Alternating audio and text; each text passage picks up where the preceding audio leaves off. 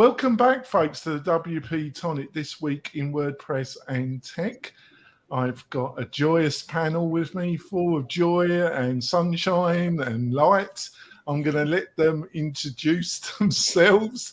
But first, the guests. I've got the fantastic and very helpful Jonathan Wold, unlike some of the panel. Jonathan, would you like to introduce yourself to the tribe? I am Jonathan Wold. Let's see, it's about 17 years in WordPress now, and I feel like we're just getting started. That's great. I've got another guest. I've got my Thursday show co-presenter, Andrew. Andrew, would you like to introduce yourself? Certainly. I'm Andrew Palmer from Bertha.ai, and we love Yoast, and you can write copy within WordPress with Bertha.ai. I've got Sally and one of her furry friends. So you have to watch it.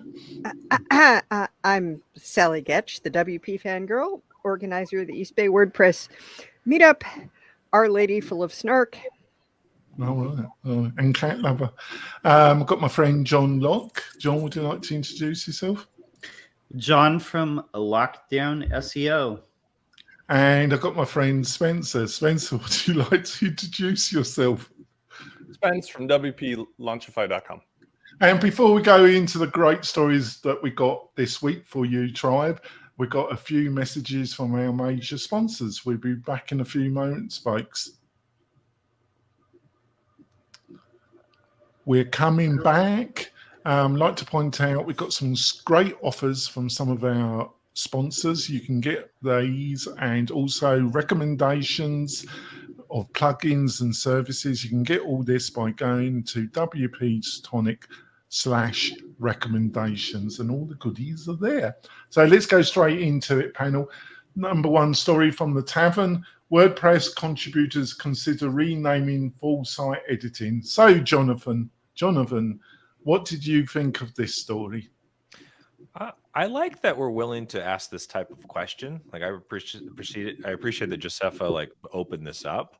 It's because at this point it seemed to me a bit of a foregone conclusion. It's going to be called full site editing, and at the same time, I felt questions about it. It's like, yeah, full site editing. How is this different? Like, where does this fit? The customization, versus like the customizer, etc.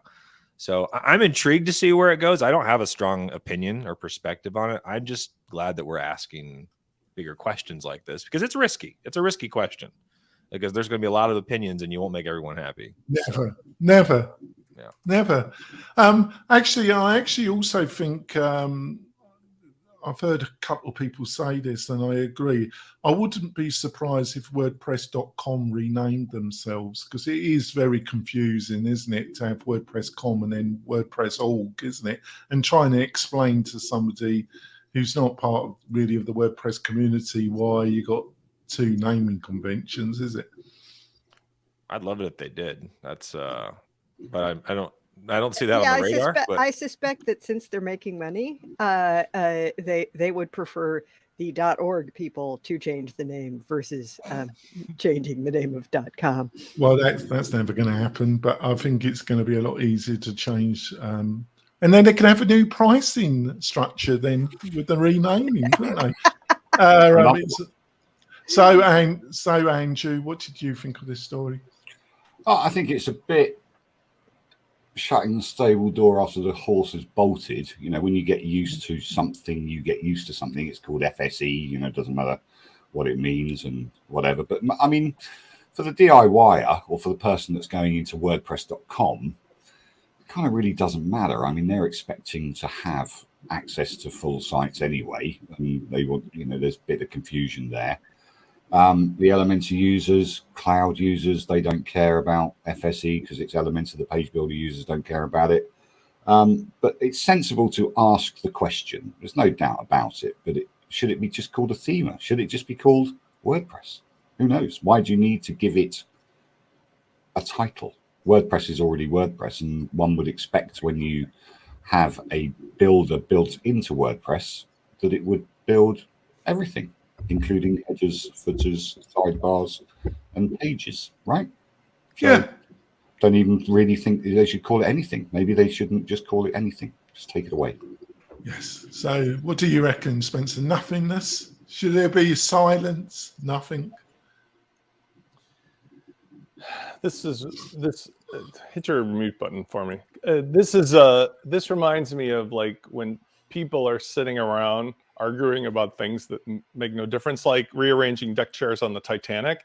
Now, I don't mean to say WordPress is going down. I think things have made amazing progress, and I'm actually, like I say, keeping my word with something that I feel is going to simplify stuff. But when it comes to full site editing and the naming conventions, and then should a tab go inside of the theme thing for block editors, all that is rearranging deck chairs on the Titanic when they could be focusing their attention on some really core stuff, like what's wrong, with the actual block editor, or what's wrong with, the repositories themselves. So I kind of look at it like that. It's like, okay, if Josefa feels that's important to talk about, great. But I think it's just going to add confusion. It reminds me quite a lot of PayPal. Now, there's a new product of PayPal that I have some direct involvement with through one of our clients that supposedly is going to make PayPal into one named product with one button, like using Stripe. But if you look at PayPal as of today, there must be 187,000 products and different names they've used. And not a single human on the planet can navigate that, even somebody who makes their living off of doing it. And I think that's the danger here with WordPress, when they start changing names of stuff that are currently not even fully understood. So what do you reckon, John? Yeah, one of the comments in the comment section suggested that they're talking about renaming it because Elementor targeted full site editing and crossed the 10 million download threshold. I know that they're intrinsically locked in this silent battle with Elementor for market share of a drag and drop, easy builder, low code solution. Ultimately, I think this is mostly about branding as they get this product out of alpha, get it polished up. Eventually, they're going to want to challenge Squarespace with this. So I think they're trying to get the name of it polished more for a branding purpose than anything else. Yeah, you're probably right. What do you reckon, Sally? Well, it's a reminder that naming is one of the two hard things in programming. And the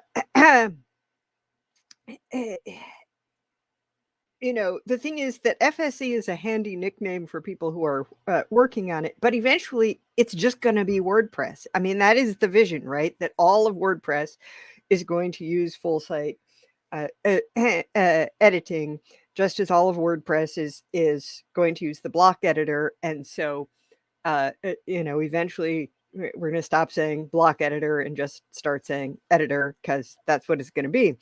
But I mean, you can't change the name because Elementor targeted this expression for its ads, because whatever you change the name to, Elementor will target target that expression for the ads. This is what companies do. They advertise against their competitors' names and taglines. Like, they're almost as bad as Awesome Motive. Right. That's just the way the world works. And, that's not restricted to WordPress. Political candidates do it all the time. So, as a couple of people in the comments pointed out, can we worry a little bit less right now on what we're calling it, and a little bit more about working the bugs out and making it usable? Except, of course, the phrasing was a bit snarkier in the comments, because comments on the tavern are often like that. Right. And, it is challenging to name things. I worked for a naming company for a while, and it's much harder than it seems on the surface. But it is fairly astounding how many people do it really badly. What they come up with, you're like, and that means what to whom? Yes. Can you imagine if you got in your car, which is like WordPress should be a car, right? It should be a functioning vehicle for what it does. If you got in your car and you go like, hey, does your car have the throttle? Are you using the throttle? Like, are you using the gas pedal? Are you using the shifter? Like, they're talking about WordPress, and that's what the best thing about this comment was. You said it's like they're talking about components of WordPress, like they're functional things of the system, but they're being talked about independently. Like, hey, do you have a gas cap? You got the gas cap? Like, oh, So my car doesn't have the gas cap on it.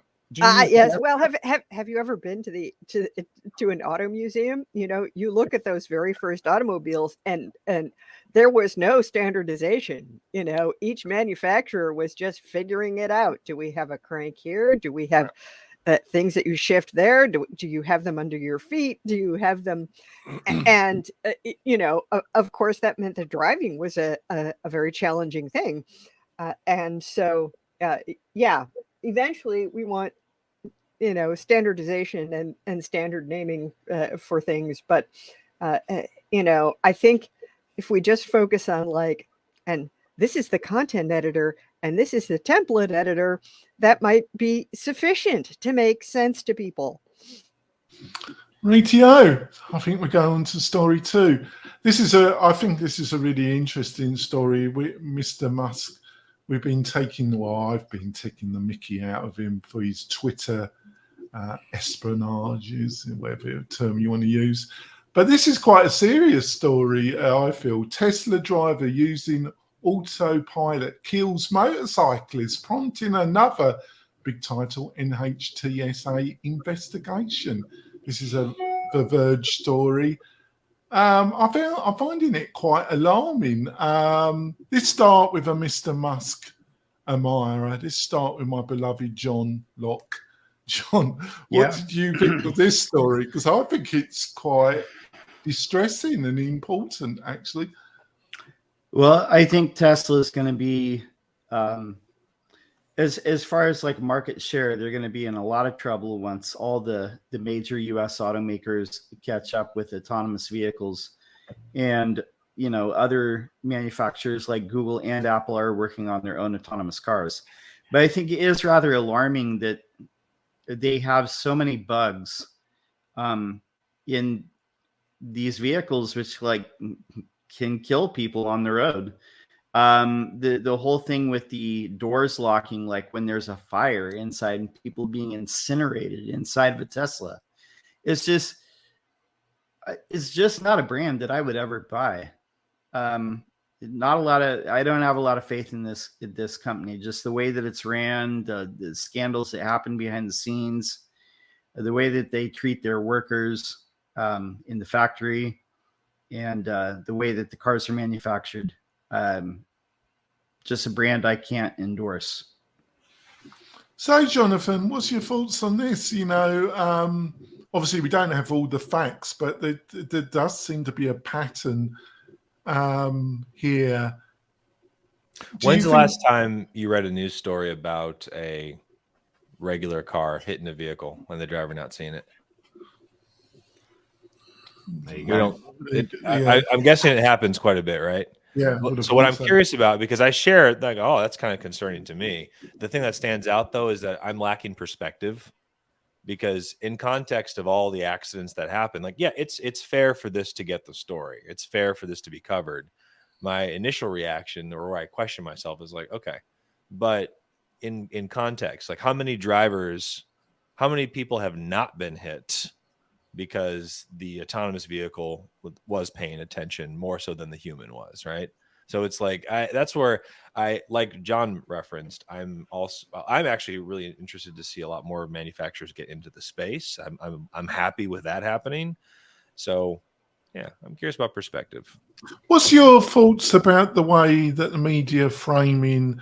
They seem to be framing it, and I don't know all the facts. I can only go by what's reported, but they're framing that Tesla has a rather loose, or they seem to indicate or framing it that Tesla has a more looser attitude about testing its software in the wild with actual, and the consequence. That's how they seem to be framing it, and that's one of their main criticisms. Do you think, or just don't you know, have enough information even to pass a comment? Really? My first thought is compared to what, right? Like that's my. It's like, is there? I'm thinking of a certain airline manufacturer. Yeah, well, that's another example. You're talking about Boeing and These Dreamliners or this. Well, you have to put it into perspective. There's 6 million car crashes in the US every year, right? Tesla are being investigated for 16. I was lucky enough to be in Heather Renz's and Matthew Renz's new Tesla in Las Vegas a few months ago. And she put Autopilot on. And the whole point about Autopilot, there are instructions right above you that says, you're in Autopilot, pay attention. So is this driver error or is it Autopilot error? Because if you rely on Autopilot, which you're not meant to, there are full instructions that you do not rely on Autopilot. I understand where you're coming from. I understand where you're coming from, Andrew, but isn't that it's a little bit of a cop out from them? No, it's like, we have years ago we had the Haynes manual for your car, right? And it told you how to change the battery. Now it says don't drink the battery acid. It's humans. We're dumb, right? We don't follow instructions. And that's, I'm not totally for it. You are told not to rely on Autopilot. It's that simple. Yeah, but isn't it? It's a contradiction. If that's the whole point of it. Is that you do rely on it. You have written instructions not to rely on Autopilot. As the person in charge of this car, it is your responsibility to make sure that it's going in the right direction and or brakes at the right time, even when you have Autopilot engaged. Those are the written instructions right above you in your sunshade. You are assuming that people read, but what I'm saying is that there's already a written disclaimer in there. Do not rely on Autopilot. You are absolutely correct that it doesn't absolve the driver of responsibility. And, you are supposed to use things as directed. However, it may also be true that Tesla is not doing enough testing of this feature before letting it out in public. I don't know because I don't know what their procedure is. This car turned left into roadworks, or tried to turn left into roadworks, and I ripped my neck because Heather had to go like, oh, whoops, luckily. Right. I mean, heck, the first time I remember as a cruise control, as a teenager, I somehow turned cruise control on by accident, and the car is just like speeding along. I'm like, wait, how do I stop this? I mean, it shuts off if you hit the brake, but I didn't know that. And that's a feature in cars that I'm sure people raised a lot of alarm about when it was introduced, and yet that people are very accustomed to now. I think eventually autonomous vehicles will be better at driving than humans are because they're less prone to distraction. On the other hand, all the computerized stuff that runs them is created by who? Humans. And we make mistakes and we program bias into things without realizing we even have bias. Never mind that we're programming it. So, it is dangerous, but it's I would say what we want to look at for perspective is the number of autonomous vehicle accidents relative to the number of autonomous vehicles on the road, and versus, the number of accidents for human drivers versus the number of cars that rely entirely on human drivers on the road. And is there a higher percentage of accidents among the humans than among the autopilots? Humans are very accident prone. I've been in a couple of pretty bad car accidents. So, in terms of being safer than human drivers, that's not such a high bar, but it's new and different, and it will get more attention when there's a problem. Yeah, so Uncle Spencer, I'm a bit of a backward woodsman. I drive the car. I don't even put any autopilot or anything. My car has some advanced technology. I just don't put it on. It's my car. I want to drive it. I'm driving it. I'm in control. If there's an accident, it's down to me. I like driving. I don't need it telling me how to drive the bloody thing. What's your thoughts about this, Uncle Spencer? Couple things. First of all, I drove up to northern Wisconsin to visit my kids for the parents' weekend at camp. The difference in drivers between Illinois and Wisconsin is that in Wisconsin, they're clearly taught that the left-hand lane is for blocking everybody behind you rather than it being the passing lane. And it's not just one person. It is literally as soon as you cross the border. The left lane bandit. You have 2 lanes, sort of interstate, not highways like 4 lanes, but it's 2 lanes. And there's always a line of trucks in the right lane. And then in Wisconsin, there will be some person, it was very nice today, who just decides like, I'm here, I own this lane. Now, the entire 5-hour drive, I was just saying to myself, when will Autopilot be the standard for all cars to get rid of these human beings? Tesla's statistic, point 2, is that there is one incident, one crash for every 4.31 million miles, which is exponentially better than any human driving statistics. As a previous trial attorney who did products liability work, and as a pilot, I can tell you that the bias that Jonathan Wold was talking about, and Andrew as well, applies. First of all, it's very clear that they're not supposed to rely on this. And if you looked at it in the real context, you could take the facts and completely make the story ridiculous, because you could say, as of this morning in Chicago, 500 Fords were involved in crashes that involved human beings. But they're bringing up like, oh, a Tesla killed a motorcycle. And there's like millions and millions and millions of cars driving around safely. So my takeaway from all of this is we're going to crack a lot of eggs to get to the point where the cars are being driven autonomously. I can't wait for that to happen fast enough. And my dream is like the Jetsons, where we all just have a thing that picks us up at our house and just drives unimpeded to where we want to go, because I cannot stand. Yeah, that's called public transportation.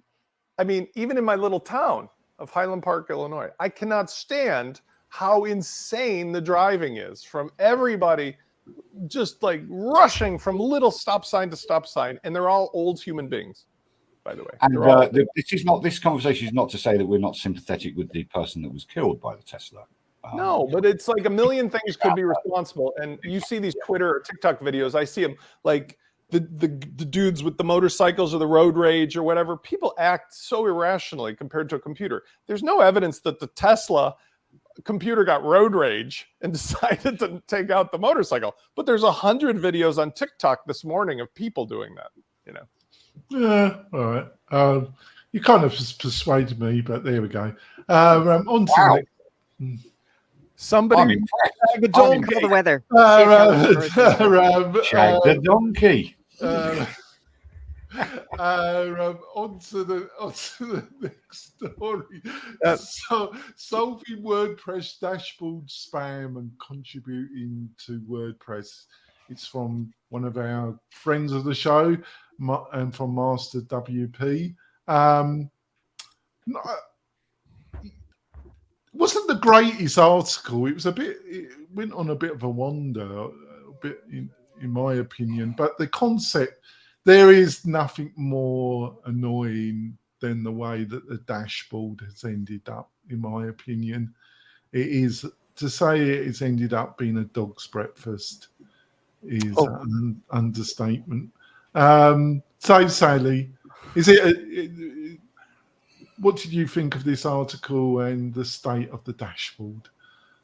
Well, there is a long discursion into, contributing to WordPress and what it's like trying to add features and a lot of other things. But the point is here, we want to,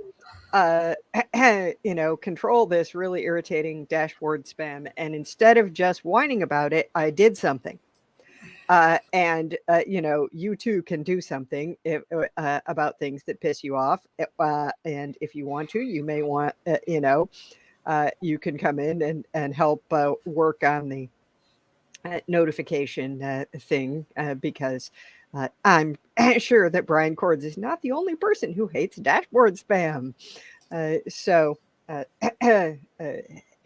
think as a narrative of an experience, being motivated to contribute and going ahead and working on it, it's good. And it's a reminder that the nature of WordPress means that if you have the if you have the skills and something bothers you that isn't working, you can do something about making it better.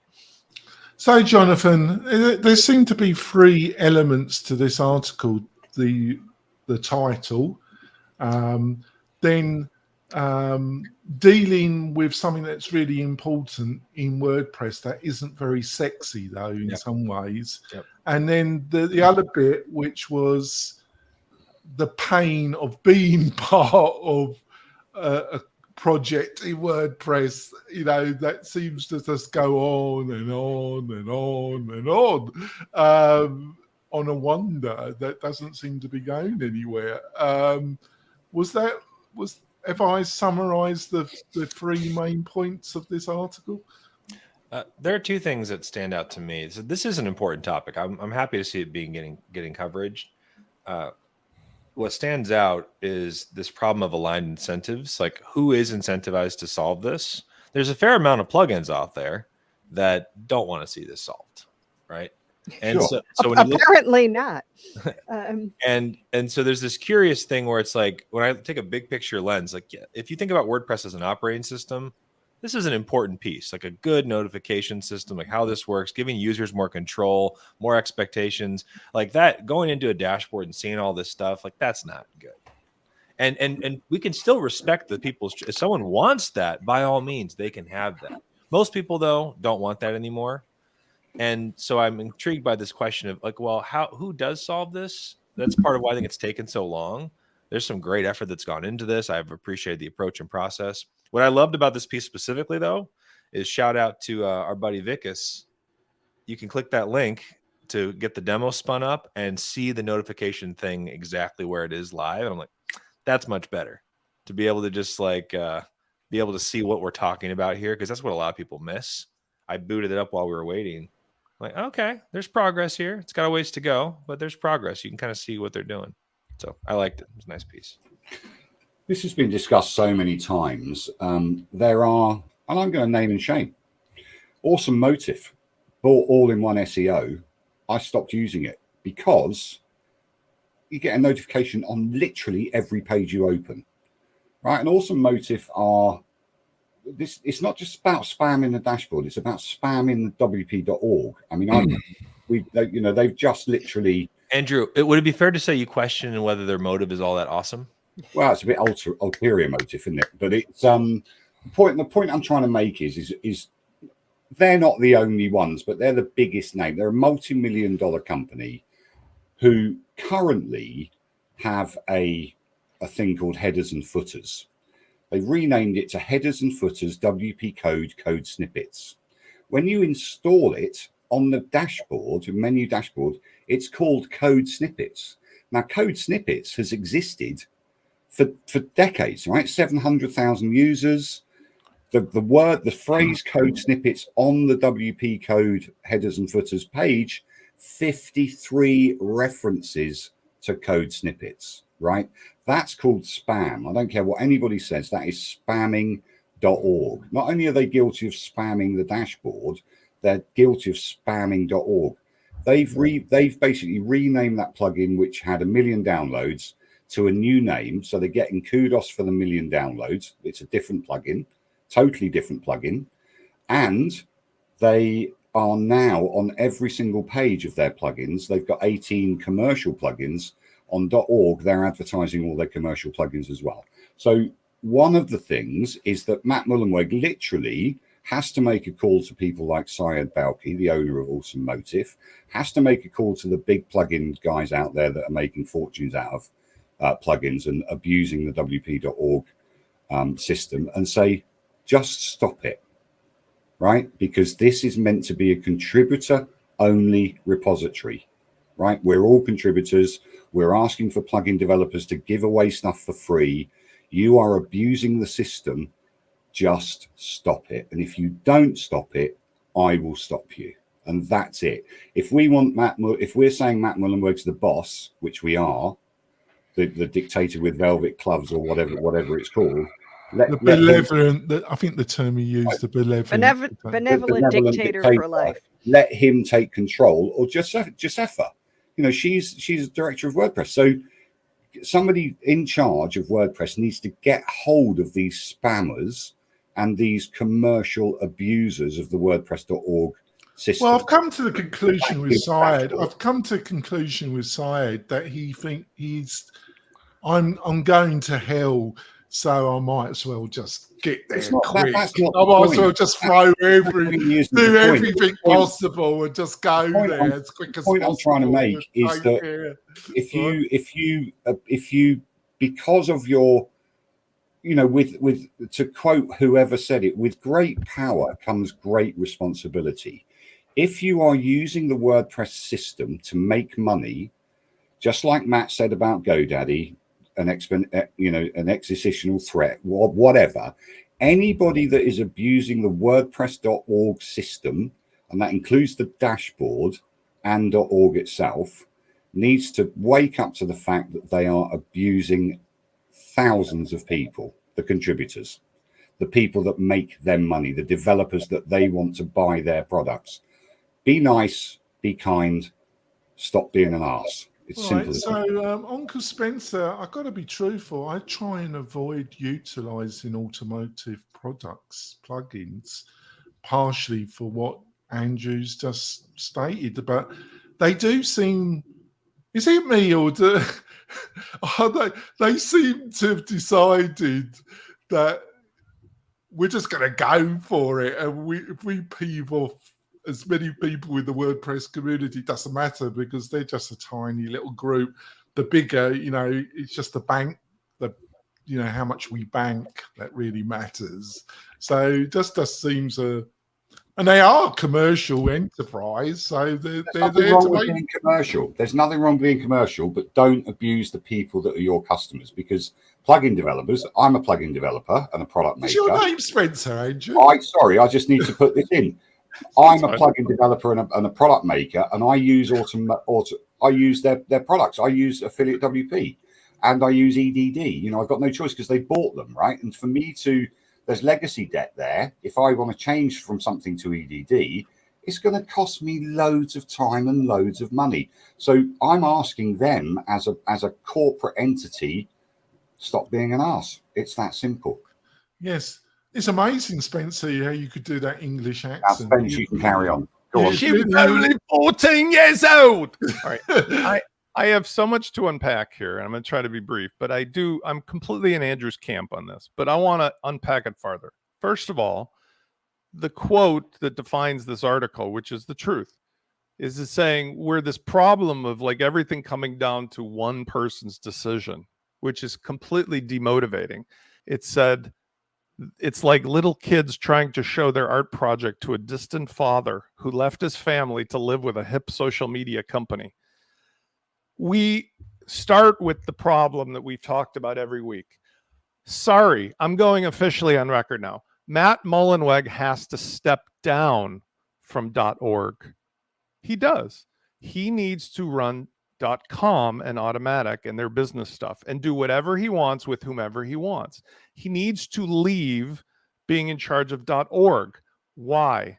Because it's clearly the gauntlet has been laid down already. It's clear that it is us versus them. I've been talking about it for a long time. I'm in motion to do something about it. But the we or the us versus them is Matt and his cronies versus everybody else who makes their livelihood. And it's just so clear how Syed is one of the leading violators of the do as I say, not as I do rule. It's bad enough when Automatic does it through Jetpack or WordPress or WooCommerce or one of the others. But when certain companies that are pally-pallies with Matt get special treatment, and that includes Bluehost, which is ridiculous considering what's going on with that, and so on and forth. The rest of us have, I don't want to use a metaphor, I am Ukrainian, but like when a big country like Russia picks on a little country, it doesn't always work out like the big country thought. And in a Robin Hood scenario, like we've got a situation where we all started out like one for all for one, and they're basically sticking their thumb in everyone else's eye who's contributing, building the ecosystem, making the products. And the result is going to be a bifurcation. And the gauntlet I'm suggesting is Syed, calling him out personally here. It's not just what Andrew said, it's worse. The black hat SEO stuff that's going on with preconceived keyword stuffing, with creating zombie sites to get traffic, to pump stuff in and change names, is such an egregious violation of every common sense and fair play that the fact that the rest of the people don't do an article just on him, which the facts are in. I mean, this isn't the first time. Shame on you, Syed. Shame on you, because you are not building your company on fair play. You're building it on the backs of taking advantage of what other people are not allowed to do. For example, remember a year ago when that poor, innocent, malintentioned person decided to take that one plugin that was the avatar plugin and like turn it into the magical whatever? Well, guess what? Syed's been doing that on every product. And this WP code shenanigan is exponentially that thing that guy did, but now he's shoving it in everybody's face. And when you see the WP code, which is now renamed, and it gets away with saying 1 million downloads, and it says code snippet, code snippet, code snippet, code snippet all over, get out of here. Because you know what I'm going to do about it? What I'm going to do is I'm going to take a big mirror, and everywhere I go, I'm going to tell people that's not fair. That's not what we do. And this is what these companies are doing. And here's my alternative to it. And I think everybody else who's still on that side of the table is going to feel the same way. And I don't know how that helps the end result of WordPress.org, Matt, Josepha, or anything when they've created this, like, we're in a rowboat and there's a hole and we're over here eating caviar and we've got a helicopter coming from us. And the rest of you guys, good luck, hope you can survive. That's what it feels like. And it's completely bad for the economy. It's bad for everybody, especially the new excited freelancers and customers who would love to come into WordPress as a solution, would love to come in and go like, here's honestly everything you need, instead of, oh, I got to get sucked into that person's company, that person's vertical, and so forth. So this is just another example, almost like politics, of how you can get away with things for only so long, and then it will bite you in the ass, and people bring out the gallows, revolution happens, and then the chips fall. I'm going to add, can I add two things to that really quick? Sorry, I didn't mean to cut you off. No, I was going to ask you a question anyway, John. Oh, Carl Hancock from Gravity Forums has called that out before, not by name, but basically he was very much referencing WP Forums. He's said that there's like a countdown timer that says, oh, this deal's only good for 3 days or 3 hours or whatever, but it just resets. If you follow him, he calls out some of those practices as well. But something that you touched on, Spencer, I think there's other people, and not just Syed, but there's other people who do egregious stuff in this community, and very few people that have a microphone or a blog platform or anything. It's almost like people are afraid to call them out or name names. And I feel that it's because 100%. They're afraid of not getting access, or afraid of Well, it's not I don't want to interrupt, John, but just to add one thing. No, it's factually punitive. There is backdoor punitive response that I can tell you, even as of today, somebody crosses one of Matt's buddies or one of Matt's partners or whatever, and they not only get delisted, but then they go out and call third-party companies and other people to get that person crushed. Yep. And the only people who aren't afraid of it are big mouths like me and Andrew Palmer and other people who are just immune from prosecution. Carry on, come and get me, baby. Well, in other words, there are people who make their livelihood who are afraid to say anything because the king will basically cut off their head. Yeah. Nice Do you business think plugin you have rank? Shame if something happened to it. Yeah, well, but the point is that I'm not scared of anybody. I don't give a shit. And these guys, and it's not just Syed. It's not just Syed. There are other players in it, like you say, the mates. They get basically mates rates. But not so long ago, Syed bought plugin rank, Man, he's using that. He's using that to game the system. Of when you put in all-in-one migration, the first plugin to appear is all-in-one SEO. Yes. The first plugin. So and by the way, Andrew, don't forget to add that they all phone home. They all do phone home. I get it. All of his plugins phone home, like WP Forms and so forth. They all phone home. They all connect to a central thing. And so... Yeah, I'm going to be the advocate here but the truth is, I've just said that I avoid utilizing his plugins, basically. But you can't avoid something Well, the problem is stuff. You started using the plugin when it was owned by something else, and then it gets bought and stuff changes. Yeah. So you didn't deliberately set out to use a plugin that had all these problems. Well, I've got to be truthful. When I have clients, they listen to us, we encourage them not to utilize because of all the factors that the panel's outlined. Because I wish him well, but I don't think that he's doing anything immoral or anything. What he is doing is annoying, but he's getting enormous commercial benefit from it because he's not a fool. He's a sharp business. But it gets down to the rules of the road, Jonathan. It gets down. We can't have a society where you're in a city and everybody just ignores every traffic stoplight and every stop sign, because then people are running over children and there's chaos ensues. We can't fix this community, the .org community, if Matt is pretending that it's all rules of the road. Here's the Constitution. He can't do that when certain people get special favors, because we see that in our society right now, and chaos will ensue ultimately because people will only be fooled for so long. You can do anything you want at .com, anything you want in the open commercial space, but don't come in here pretending like it's all peace and love. And then your pals are abusing the system in plain view. And for those people that are afraid of it, there needs to be Robin Hoods. There needs to be people who are able to come out and hold a mirror up to this, because otherwise it's just getting worse instead of better. Immoral, is it? I'll just have to say, is it not immoral? Headers and footers, WP code snippets. When you install it, it calls itself code snippets. I personally wouldn't use the term immoral. I would use the term annoying, misleading, lying. I would say it's an unethical. It's an unethical black hat technique. I agree. Okay, it's unethical because if you go and you, I don't know, like lie to a bank or lie to an innocent person, I want to finish this and go for the break, but I just want to say I'm no lover, Syed. I don't hate him. I'm no lover.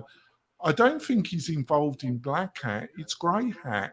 And no, you're wrong, because the stuff that happens on the back end, it's not been revealed. But if somebody who is on good authority and shown us some things, if it was known to the public what they do, it's as black hat gets. And you can ask John Locke about these things. But like, this is the kind of stuff that when I put a plugin in the repository, the person was charming and wonderful and a volunteer. And they're like, oh, gee, if the name you've chosen is ever used by someone else, we're going to have to take you down immediately. I'm like, well, as an attorney, I don't think that's how it works, but okay, sure.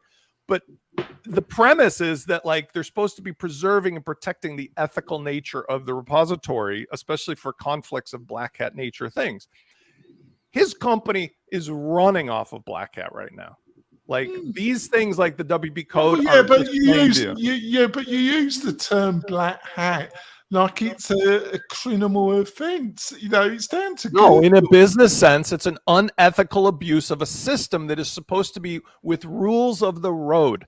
I could get away with driving 200 miles an hour down a street in Chicago if I just knew I could get away with it. Is that good or bad? It's bad because one day there's going to be a lady with a stroller. I don't take your example that strongly, because that's a criminal act. Okay, well then you know what I do? Then I say, hey, why does Syed get to do that? I got a new technique that I can do that will game the repository. Listeners, it's amazing where this conversation. And then everybody is gaming. No, because it's bullshit. Because then everybody is gaming the system, and that's I'm just observing. I would never thought in public I'd get in position to have to defend Syed. But there we go. I just think your position is like you're shagging the donkey here, because you're basically just doing this to be provocative, because I don't believe you think, let's say I came up with some way that I could take the name WP-Tonic and I can do something that costs me 5 cents that takes all of your SEO traffic, all of your organic traffic from Google. Oh, he's already doing that. So.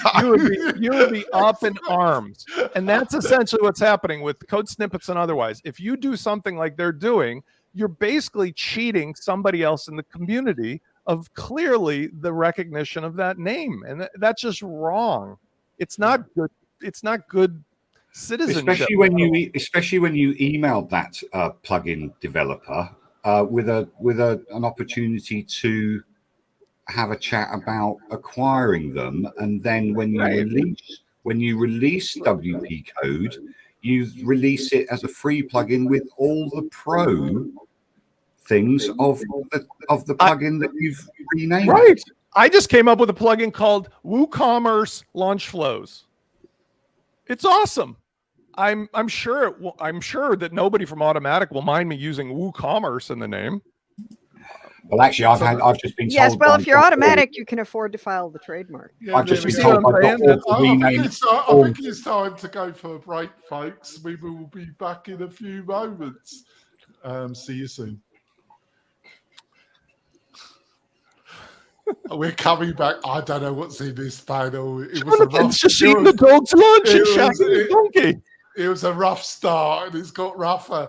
I just want to point out, Tribe, that I do a fantastic newsletter about the stories that we discuss. Plus, I do a editorial that has made me notorious in the WordPress community to get this fantastic piece of literature. All you have to do is go and sign up at WP-Tonic/newsletter, and you can sign up there, and it'll be in your inbox on Sunday or Monday. What more could you ask for, Tribe? By the way, there's no commenters here like Greg, because you didn't post this thing in Facebook or YouTube apparently. And no, that's perhaps just as well. Thank you for pointing that out 15 times during the show. Thank you so much. It's the first time, but I just want to let you know, because I couldn't even share it, so we don't have Greg Hyatt on here. Yeah, so I'm channeling Greg Hyatt right now. Yeah, there we go. There we go, folks. So let's go on to story. Oh God! Resolving conflict between designers and engineers. So, Jonathan, the reason why I chose this article, Jonathan, is that I think it has a strong linkage to some of the problems with WordPress, because I think, especially with the Gutenberg project, I think some of the key adaptation, confusion, slowness is not the core technology. It's been UX design mistakes, or not having people in charge that have a strong UX experience. Do you think I'm on to something there, Jonathan? Yeah. My brother Joshua, he's a design background, does a bunch of stuff. And one of the things I learned, because we do these heavy engineering projects, we go into teams, and the thing that he got really good at was just bridging the gap between like product and engineering. And so often, just the simple act of like listening to a requirement and sketching it out with engineering in the room, we would see like, oh, people are getting that. And I just see all this time that would be wasted otherwise. So it comes down to communication and being able to just bridge the gap between when you got a team of people working on things.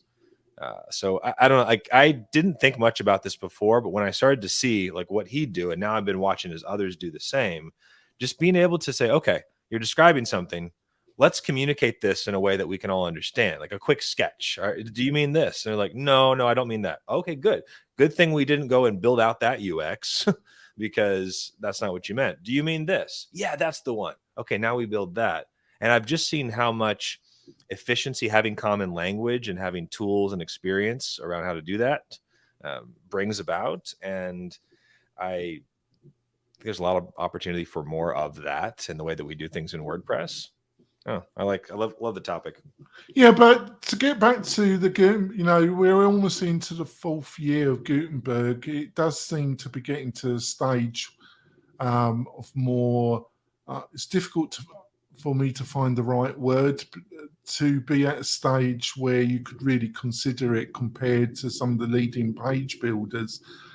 But I think in pure UX usability and UX design, do you feel that if they had got more experience and spent more time on it, because I observe a lot of the criticism people say about Gutenberg and the interface is around UX usability and fundamental functionality. Do you think some of that criticism is true? It's a difficult one to judge, really, isn't it? So my sense, I have a high love for both the people who've worked on it and the current state. So when my sense of Gutenberg, though, the overall experience is that you have this designed by committee vibe to at least some aspects of it. Yeah. And this challenge again of aligned incentives, where some of the features that I've seen come in, I'm grateful. It's great, right? Like all the work that's gone into this gradient tool. It's great that someone loved that and put the effort and the care into that. When I take a step back, it's like, wait, what did we in WordPress need though? And I don't fault the current setup for it, because it's very much it's like, okay, well, what is someone interested in doing? But it leads to, I think, a lot of inefficiency. And yeah, I don't know. I don't have a clear, like, what's the alternative? I just think about there's an incentive problem, I feel like, that leads to. Well, and as the article points out, some of it is an issue of communication. And it's like you said about did you mean this? Did you mean this? It's very similar to the issue we may have communicating with clients who will use, especially the very non-technical ones, right? Who will use a term for something where you have no idea what they might mean by it. Or at least, what you think it means is completely different from what they think it means. And that the skill of being able to coordinate and communicate and get everybody on the same page is undervalued. And of course, we all know that with WordPress as a whole, there isn't as clear a whole picture. And yeah, I mean, a lot of the UX issues and the accessibility issues and so on would have been probably addressed sooner, so that we didn't have to be trying to fix them afterwards, if there'd been more of that on the ground floor. But WordPress development seems to suffer from a problem that I tend to have myself. Oh, let me just jump into this rather than spending more time planning it. So Andrew, I don't really want to, come across this knocking Gutenberg too hard, because I do actually think it's getting somewhere. But it does, to really make it a usable tool, it does seem to be strongly relying on third-party add-ons, which isn't a problem fundamentally. But on the other hand, I just felt there wasn't enough discussion initially, and there wasn't people brought in. And maybe that was a consequence because of this storyline that it's volunteers and blah, blah, blah, which has an element of truth to it. But also the reality is that there's a hardcore of automatic people and other people that are being paid as well. Do you think there's any truth to this, Andrew, or am I not really, or is, I won't say truth, but do you think I'm just going off track a bit, or is there some? Well, there's some truth in it, but I mean, at the end of the day, we have to read in between. Whenever you're listening to Matt Mullenweg, you have to read in between the lines. He's a politician, so he's also a very commercially minded man. He isn't when he's talking about GoDaddy, is he? Don't forget, he started Automatic when he was 19 years old. So, literally a year after he got involved with Mike Little building WordPress, because Mike Little invited him in to build it, Matt's seen the potential of it, started up Automatic. So he's fully commercial, and that also is reflected on the fact that he's now running Tumblr. Gutenberg isn't about WordPress. He's already admitted that. If you listen to any podcast he's on, Gutenberg is about being the platform for Tumblr, for being the platform for Squarespace, whatever you can use. You'd be able to use Gutenberg in any web app or website out there. Doesn't matter. So that is the end goal. Be nice if we could use it properly in WordPress first. But the point is that we're the guinea pigs. So you've got hundreds of thousands of people telling him what's wrong, which is great. It's a Microsoft thing. Microsoft used to, 3.1, Windows 3.1, boom, crashed everybody's computer. Oh, what happened? What's the error message? Boom. Next time there's a hot fix out. And that's what's happening with Gutenberg. It's a commercial enterprise, and it's run by one person, and it's Matt. And Matt's got the design skills of me, and I haven't got any.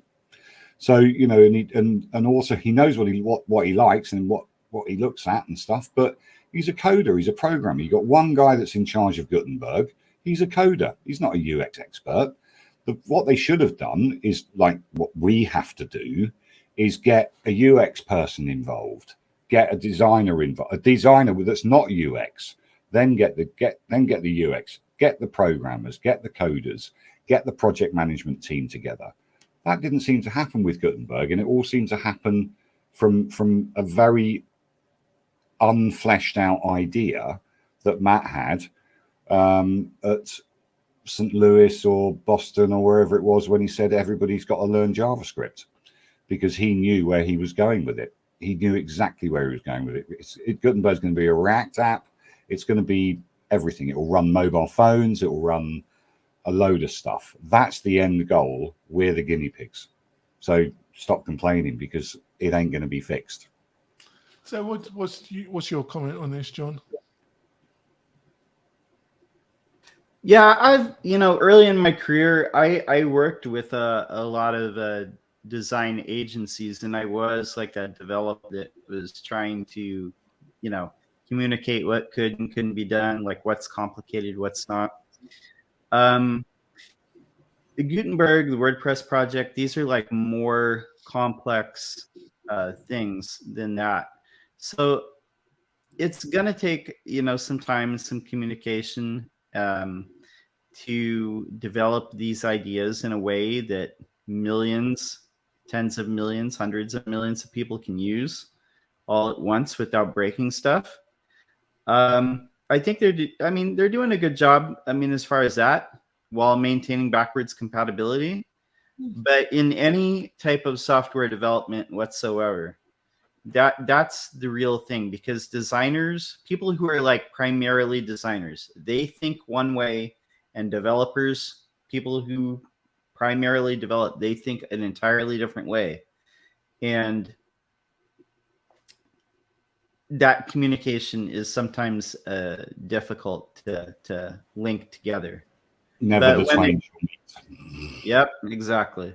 But yeah, it is linked to the way that the two roles tend to think. So, Rightio, I want to go on story 5 and then wrap it, and then we go for our recommendation, because this is turning. But I lost track at the beginning. I don't even know when we started, actually. But we got to discuss 5. Review Signal publishes 2022 WordPress WooCommerce hosting performance benchmarks. This is another tavern story. You can tell by the title. So, Jonathan, people love to talk about hosting. The two things that get WordPress people commenting is hosting and page builders. The problem is, I think these reviews are just nonsense. I'm not making any comment on this specific one, but there's so many variables. What plugins you've got installed, what theme you got installed, Well, that's why people do this kind of testing, right? They say, here, we're testing the same suite of stuff on the different hosts. At least with Review Signal, you're very clear on their methodology, which is unlike some things. You may agree with them or not agree, and you may have similar or different experiences if the kinds of stuff you usually run is not that similar to what they tested with. So it is always your mileage will vary situation. Yeah, I see that. But Jonathan, like some of the people, I'm not going to name names, but some of the people they were recommending, or I wouldn't say recommended, it is not the right word. I personally wouldn't touch with a barge pole. But so Jonathan, what got any insights about this particular piece and that? Yeah. So first, let me call out my bias. I love Kevin. He's a personal friend, and I'm a big fan of the work that he does with us in general. What I find interesting about this is, to the point that Sally began to make there, it's benchmarks.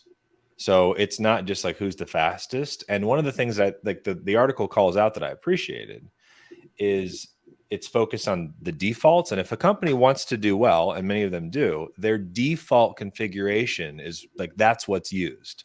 And so what's happened inadvertently, or perhaps like by having that opt-in be the default, the article suggests, and I agree, that it's had an overall positive influence for those who have participated to say, you know what, we need to make our default more performant. That's what the data is showing. Because what it takes is a benchmark. It's a very vanilla site, and it's this question of like, how does that perform? You can't do a bunch of spicy things. You can't turn on this. You can't turn on that.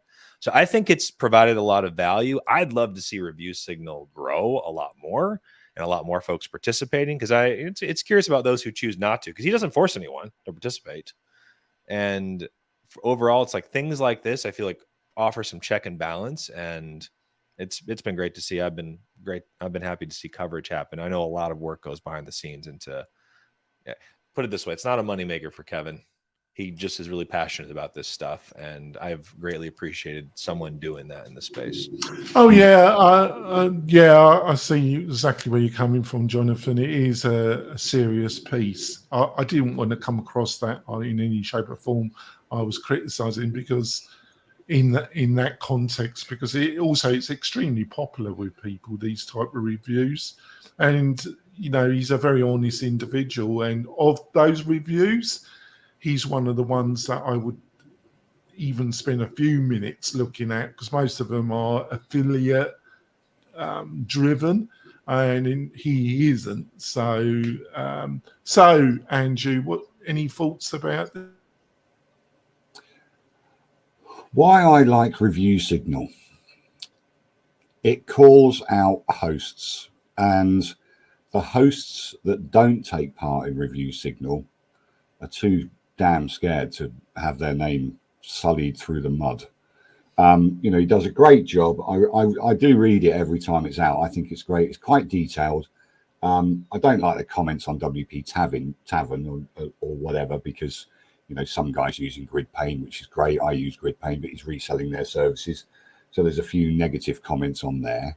But yeah, I mean, WordPress site hosting has got better and faster. People, because of the likes of WP Engine and Flywheel and Cloudways and Run Cloud and Grid Pane, they know how to configure WordPress, right, to make it run better. What they don't know is that a photographer might use WordPress, like was in a Facebook group today, and uploaded a gigabyte of photographs, and there was only about 100 of them, because he uploaded them literally in RAW. So you can't really, again, it's people. If you read the instructions, you will know how to make WordPress faster. And there is no computer so fast that Norton Antivirus can't make it run like sludge. I dream of the day that the $2.95 a month, or the $5 a month, or even the $10 a month hosting is gone, because it's bullshit. And that is what the problem is with WordPress. It's the hosts, aiming for the bottom of the barrel, the lowest common denominator, somebody that can it's only going to cost me $3 a month to host my WooCommerce website with 10,000 products. Why is it running slow? Yeah, but Andrew, we've got a man here that thinks all hosting is, it's just a worthless, and it should be $1. We got the famous Uncle Spencer that thinks it's just should be given away. It's I worthless. want to use. I'll take ownership of that. So let's talk about Costco. Costco famously last week raised their chicken wrap thing, whatever it was, the whatever. It went from $3.99 or $2.99 to $3.99. But the hot dog, the cornerstone of their value proposition, stayed at $1.50 with the drink. The $1 pizza, famous in New York City, still exists. And almost every one of those companies that has dollar pizza refuses, even though it's just they're losing more and more, to give it up. I'm sorry. And by the way, I love Kevin's work and I love this review. And he's, again, associate of Jonathan Ice from Indirect Work. But the point is, I love what he's doing because he's shining light on the fact that there's a need to bring people in at the bottom of the barrel, because what happens is the hosting, even quite frankly, even WP Engine's top tier. I mean, perhaps we should suggest the bottom of the ladder versus the barrel. Yeah, whatever. I mean, visually it works either way. The point is, somebody's attracted to the $1 pizza. They end up buying. Oh, give me a beef sandwich. Give me some. I'm not saying that at all. I'm saying that the starting price should be $10. Right, but I'm agreeing. I know about lost leaders. I'm agreeing with your proposition, though, Andrew. But what I'm trying to say is the messaging change, which will maybe satisfy your perception of this as well. The messaging has to change. Okay, there was that point, I've used this reference before, in text messaging, and it was very famous, where the cell phone companies could get away with charging you 25 cents for every text. They did it as long as they were allowed to get away with it. Awesome web. And then what happened was people realized, like, you're full of shit. There's no way this is 25 cents. And the competition drove that away. So now they just do plan pricing. Similarly, Netflix, Hulu, Disney Plus, Paramount. Can we talk about download caps from your ISP?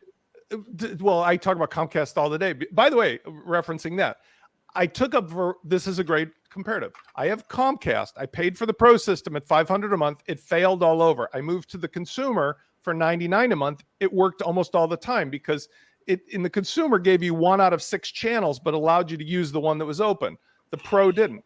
But I was having problems last week, and Verizon offered me $25 for a box to be my backup. $25 a month because I already had Verizon. I bought it and I keep it because they understood, just like I was going to say, Netflix, Hulu, and everything else. Instead of charging me for every movie I rent from Blockbuster or Redbox, it's $12 a month and just keep it on all the time. So hosting, here's my conclusion, is going to be this thing that we're talking about. They just need to change it from you're getting the hosting for free. And what we're offering you is the following service, software, and support. If they would just change the message to align with the fact that we're not really selling hosting, I would be happy because I'm going to pick on. Well, funny enough, I know companies do that. It might be linked to the actual host of this podcast. Some companies are progressive, and Tom at Convisio is progressive, but like WP Engine annoys me because they're so smart, but they still do things like, oh, we're going to charge you for 10,000 page visits, and we're going to do, and it's like you're just lying.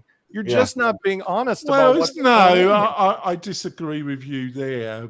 How? I think, because it costs them nothing for the number of page visits. Well, if you give me a second to enlighten, depends what's happening on the pages, because there can be some bandwidth issues.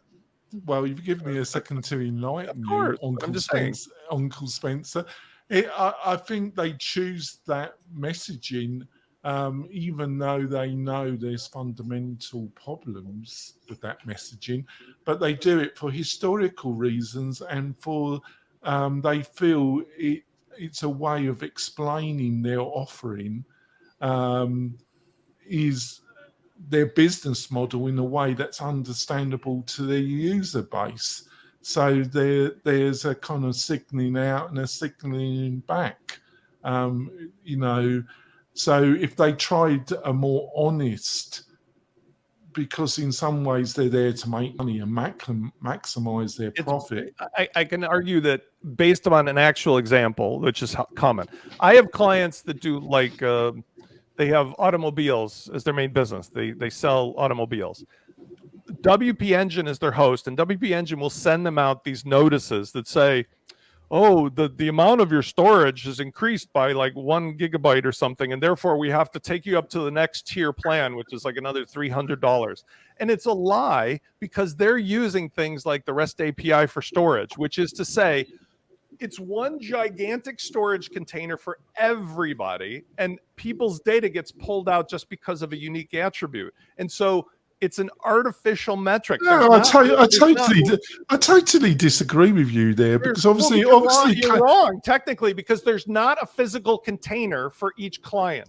Yeah, but it doesn't. But that is slightly But there are still actual resources there's involved servers, in there's the resources, virtual data centers, costs involved. No. Okay. How many VMs can you run on your desktop machine? Hold on. Simultaneously. Hold on. Sally, cable company. Comcast has got a cable connected to my house. No, okay? You have utilized that example It's not numerous times. It's not and it's true. not What you're the saying. right example when it comes to hosting has costs. Virtual hosting has true. costs. But you can hair the dog and shag your donkey, but it doesn't make it true. The truth is the cable is connected to my house, and the electrons will flow no matter what.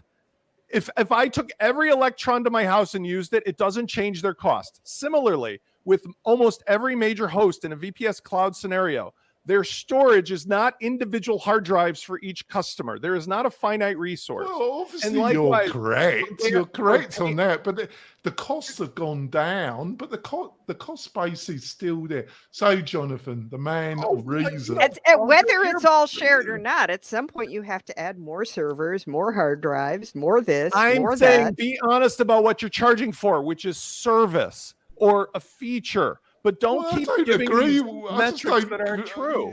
I don't agree where you're from. Power bill at your data center. So, Jonathan, you got the last word. Actual data you don't agree with.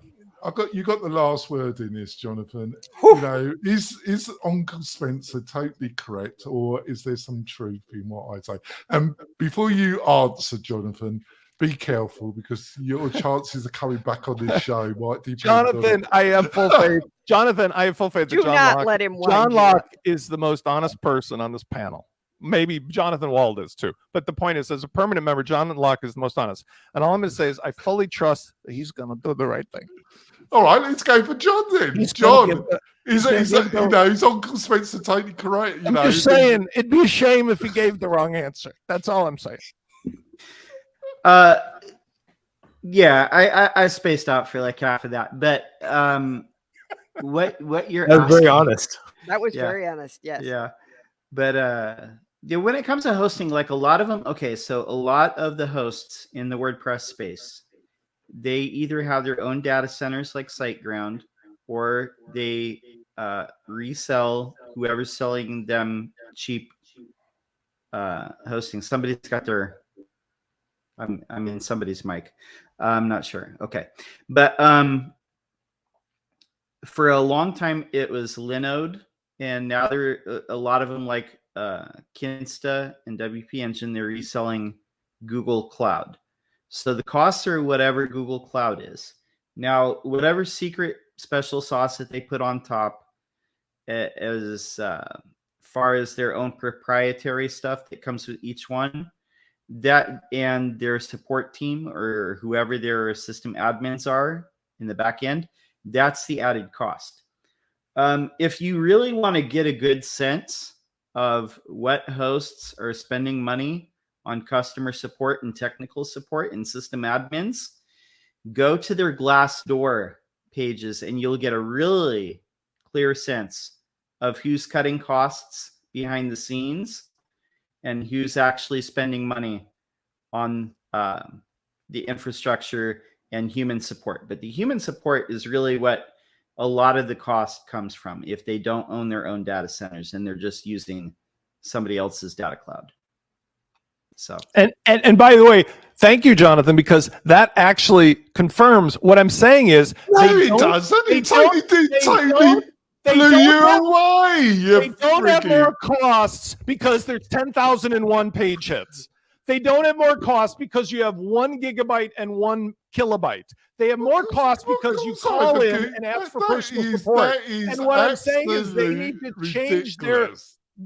change their marketing to say the hosting is free and you're paying for different levels of support. It's and if you don't free. like it, then let's talk about this in 1 year when you find out, just like all the other cable companies have changed their marketing and everything else, the consumers will drive that change because people smell bullshit. That's why you don't pay 25 cents for a text message anymore. Well, and you're just wrong on this. I think we should move on from that because I'm getting angrier than me. But I think we should give at least 3 or 5 minutes out of respect to the 1,000 people that got made redundant by Shopify and discuss the opportunities now for the WordPress community, product makers, companies, hosts, SEO businesses, because from what I've seen, 30% at least of those 1,000 people were working on marketing and SEO for Shopify. So I think it presents a really great opportunity for WordPress. Thanks for that. We've got a dearth of programmers. We're running out of programmers. People don't want to work in coding. You know, LMS, Lifter LMS, have been searching for a WordPress guy for months. Great salary as well, phenomenal salary. You know, so let's talk about that. Yes, well, you have, haven't you? So, all right, good. Yeah, I think. Why do you think that is, Andrew? Why do you think that is? That you can't find programmers in this market right now?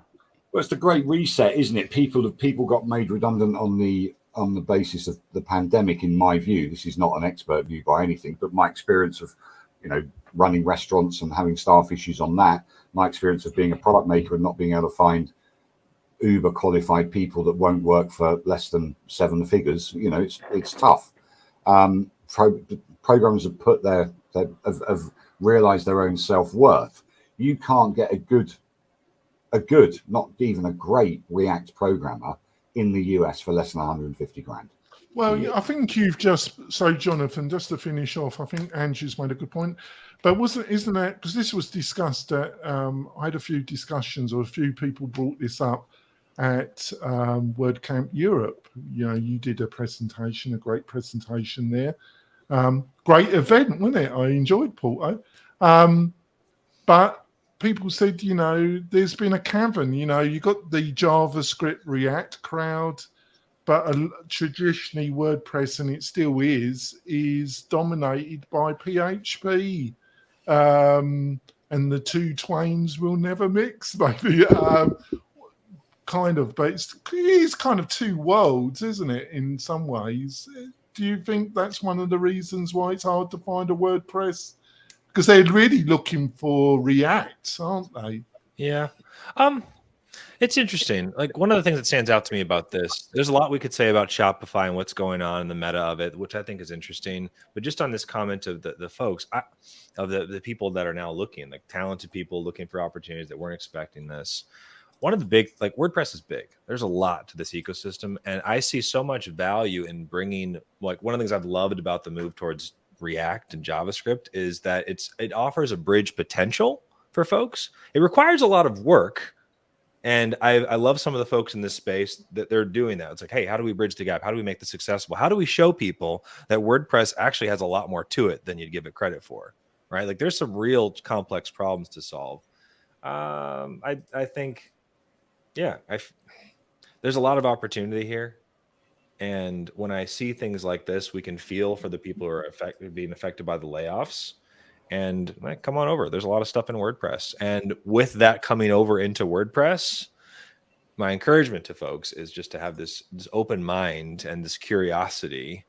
And when you do that, then the whole thing can get better. Oh, well, that was a nice ending. Let's go for our recommendation and let's wrap up this show. All right, so mine is a free resource. It's something online called Flourish. it's a data visualization tool. It lets you show data in different ways, and you can play around with it, and it's free. And we were using it on something, and I quite liked it. So let's start with John Locke. Have you got a recommendation for the tribe, John? Yes, I do. It is from a woman named Kim Creighton, and it's a book on pre-order called Profit Without Oppression. And this will help you if you're running any type of organization, software development, or any type of entrepreneurial organization. It will help you identify systems, institutions, and policies that privilege a few while excluding and harming the many, and help you to reverse course on that. So yeah, it sounds difficult, but actually I think it's very simple. The fundamental core, it's really quite simple. Treat other people the way that you want to be treated. Yeah, but we fail to do that so many times. Isn't that It's wild? really quite it's quite It might be simple, better to really. treat people the way they want to be treated. Well, that's a different discussion, Sally. So, Andrew, have you got something that you would like to share with the tribe? yes, wordpress.org/plugins/code-snippets, the original and best. Put it into Slack, and I'll make sure it's in the show notes. And Spencer, have you got something to share with our beloved tribe? Yeah, earlier in the conversation, I didn't throw my 2 cents in it, but what I've been doing lately is demonstrating what I can accomplish with just the core Gutenberg blocks, not any of the third-party stuff. Not to say we didn't need them or want them, but rather what is capable of being accomplished. And there's 2 things that need to go into Gutenberg blocks, but one of them is a plugin that you could use now. For those who use it and can make advantage of it, it's called Blocks CSS. It's essentially just a CSS editor that shows up in the Gutenberg editing screen. So you can apply, if you have that skill set, CSS to modify your layout, which is often useful because the core blocks are missing a couple other key things, one of which they have in the core code, but it's not on all the normal blocks. It's like only applies if a developer adds it. It's called dimensions. And that's the ability to add padding and margin to any block, which is so fundamentally necessary because like I'll put a heading block in and then a paragraph block. And it's like, I want to put some stuff and it's not appropriate to use the spacer. And I want to, and I can't position anything. And I'm like, I don't want to use an additional set of 37 blocks that come from a third party because nobody sells one block at a time. So Blocks CSS is an example how you can get some basic CSS. I teach it. It's available for free at CSS Tricks. You just put it in there and tweak your Gutenberg.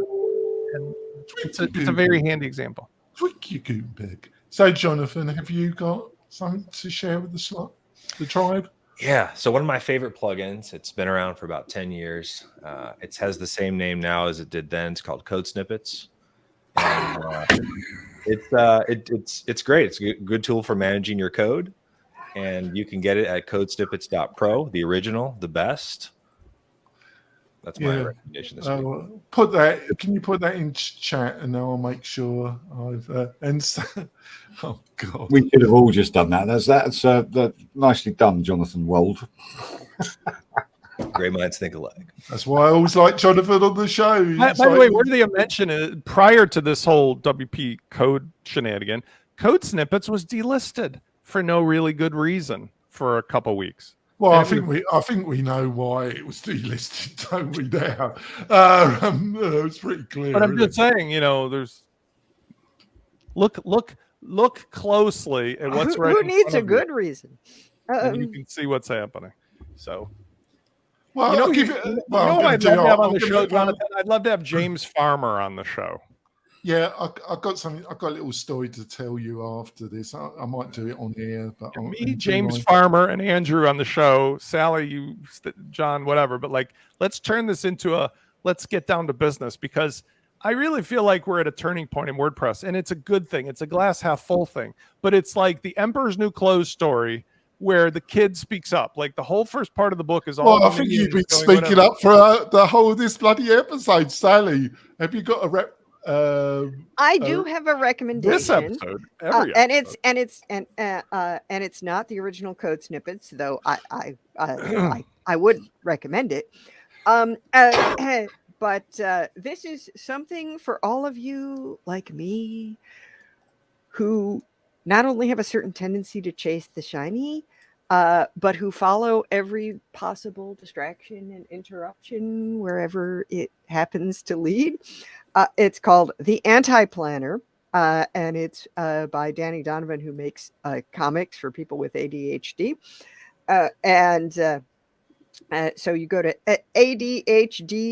adhdd.com, and there is an anti-planner coming out. It's not like calendars or scheduling so much. It's techniques to deal with whatever happens to be the reason that you're not being productive right now.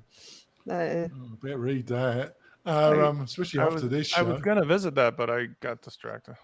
All right, panel. I think it's time to wrap up this great show. Uncle Spencer can take his medication. Jonathan, please. You know what? You started the show like you had just shagged a donkey, and now you're like a hero. I'm calling you out on this show after episode 799. I was just trying to get it going with some technical problems. You're all my fault, but you know that you can take it. But there we are. I warn you, I have a photographic memory in some cases, and when the day comes when WP Engine changes their pricing, I'm going to take out a full page ad with your picture on it and today's episode, because nobody otherwise is seeing the show because you didn't click the link. You made me defend somebody. I thought you've made me defend WP Engine, which I have no problem with. But I thought, by the way, you managed to get me to defend people. I never thought I would ever defend. So there we go. You know who your best friends in the world are, in business and otherwise? The ones that are honest with you and your behavior. And Jason Cohen, I've said it, I posted on Twitter this week, as a human being, as an entrepreneur, the smartest human being I've ever met, one of the nicest human beings on the planet. But it's inexcusable to say that their business practices that I disagree with should be ignored because he's a great human being, or that Heather Brunner is a great human being. It's the business practice. And Syed is a great father and family person, but his business practices are unethical. That's what my job is, to be honest. For somebody that is not noted for being diplomatic, I do feel the way that you're framing this, I wouldn't totally agree. But we need to end the show, folks. It's been a great show. It's been War and Peace. We'll see you next week, folks. Bye. Bye.